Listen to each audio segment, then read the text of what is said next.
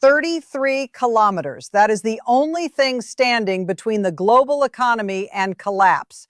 Not a nuclear weapon, not an army, a narrow strip of water that most people couldn't find on a map. And right now, it is being used as a weapon that is hitting your wallet, your food prices, and the lives of millions of people who have absolutely nothing to do with this war.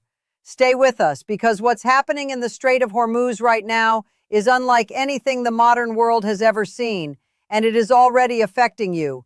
If you want to understand why your petrol prices surged, why food is becoming harder to afford, and why the world's most powerful military is currently staring down a country it already bombed, you need to understand one thing first. Control the strait, and you control the oxygen supply of the global economy. That is not a metaphor, that is geography. And the country sitting at its edge knows it. Drop a comment below. Are you already feeling these price rises where you live? Tell us your country. On February 28, 2026, the United States and Israel launched coordinated airstrikes against Iran, targeting its nuclear program and ballistic missile infrastructure. Iran's supreme leader was killed in the opening hours of that campaign. What followed was not just a military response, it was a decision that would ripple through every continent on Earth. Iran moved to close the Strait of Hormuz, and in doing so, it did not just block oil, it blocked the future of millions of people it has never met. Here is the number that should stop you cold: 20%. That is the share of the world's entire oil supply that moves through the Strait of Hormuz every single day, roughly 20 million barrels. But oil is only part of the story. A quarter of the world's fertilizer passes through that same corridor. If you have never thought about fertilizer in your life, you are about to. Because without it, farmers in East Africa, South Asia, and Latin America cannot grow food. And the UN's Food and Agriculture Organization has issued a warning. There is a window of no more than 3 months before global planting decisions are permanently disrupted. That clock is already running. What happens after it runs out? That is what most news channels are not telling you yet. We are covering this daily, so you never miss what's coming next. By early March 2026, Brent crude had jumped 15% to $83 per barrel. Petrol prices in the United States crossed $4 per gallon nationally, with California surging past $5. Freight rates for humanitarian aid shipments rose nearly 18% in weeks. The Red Cross reported that vital supplies were stranded, unable to reach people already living inside active emergencies. When politicians talk about economic pressure, this is what it looks like on the ground.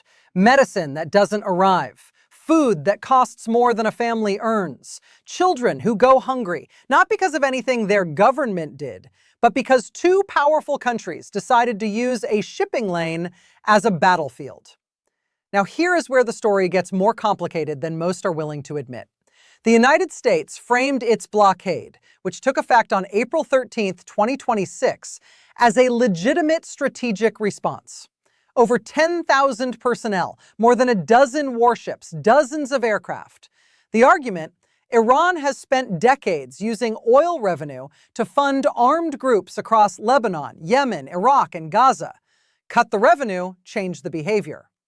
President Trump publicly claimed the blockade was costing Iran $500 million every single day. By early May, the U.S. Department of Defense estimated Iran had already lost $4.8 billion in oil revenues. Supporters of this strategy argue that economic pressure now, as uncomfortable as it is still preferable to the catastrophic alternative of a nuclear-armed Iran. But the counter-argument is not easy to dismiss. Iran was attacked. Its supreme leader was killed. Its civilian infrastructure was struck. Any country on earth in that position would reach for whatever leverage it has. And Iran's leverage is the strait.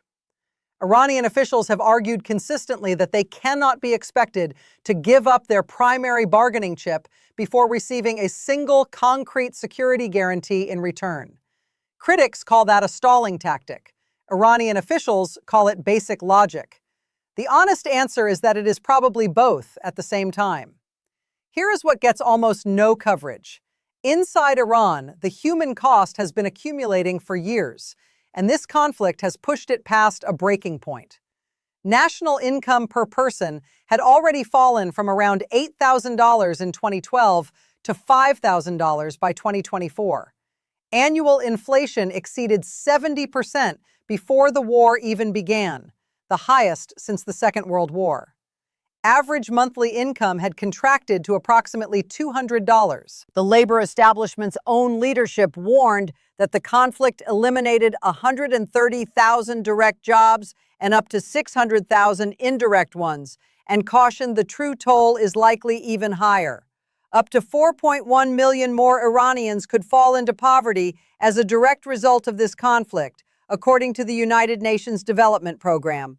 A restaurant owner interviewed in one report put it plainly, "If this continues, we will shut down and pay rent from our own savings."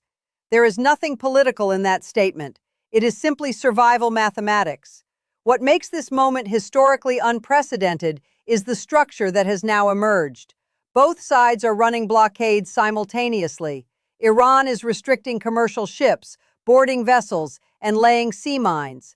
The United States is enforcing a counterblockade targeting ships trying to reach Iranian ports. The International Maritime Organization has warned that naval escorts are not a sustainable long-term solution. Aid agencies have described it as a nightmare scenario. The result is that the world's most critical shipping corridor is caught between two opposing enforcement mechanisms, and commercial shipping companies are stuck calculating whether the risk of transiting is even survivable.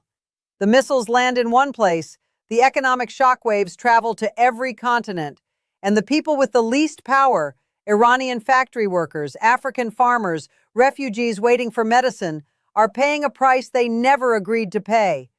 Diplomatic channels have not gone quiet. Pakistan and Oman are mediating. France's President Macron publicly called for both blockades to be lifted without delay and without conditions, urging other nations to consider a multinational mission to secure the waterway. But Europe's ability to enforce any outcome on either Washington or Tehran remains limited. President Trump has threatened extensive strikes on Iranian infrastructure if shipping does not resume. Iran has threatened military action if the U.S. blockade continues. Both threats are real. Both sides know that a single miscalculation, a mine hitting the wrong vessel, a missile landing in the wrong place, could trigger an escalation that neither side planned for and neither side knows how to stop. The IMF has outlined scenarios from moderate to very severe. In the most extreme projections, around 100 million of the world's poorest people face deepening food insecurity and mass unemployment as the primary consequences.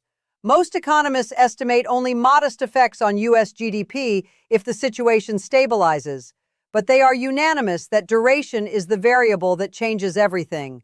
The longer this continues, the darker the projections become. The honest version of this story is not a clean one. The American and Israeli position contains real strategic logic. Iran's nuclear ambitions represent a genuine long-term threat, and the proxy networks it funds have caused documented suffering across the region.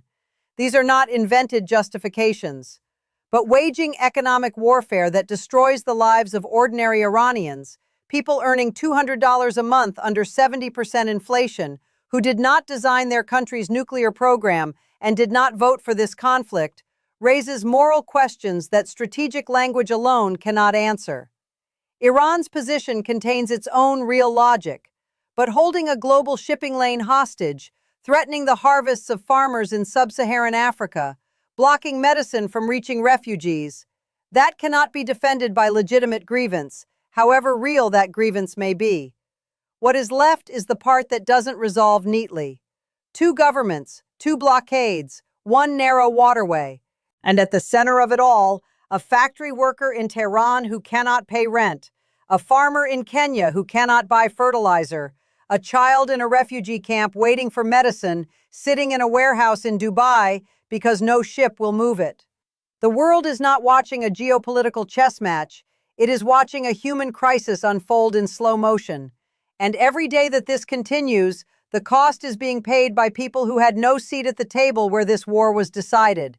This situation is developing every single day. If there is a breakthrough in the Pakistan-mediated talks, if a ship is attacked, if prices spike again, We will be the first to cover it with full context, no spin, and no sides taken. Hit the notification bell so you never miss an update. And if you think this story matters, if you think ordinary people deserve to understand what is actually happening and why, share this video with one person today. One share puts this in front of someone who needs to hear it. If you want coverage that gives you the full picture, not the comfortable version, not the political version, but the honest one, then subscribing takes 2 seconds, and it means you will never be the last to know.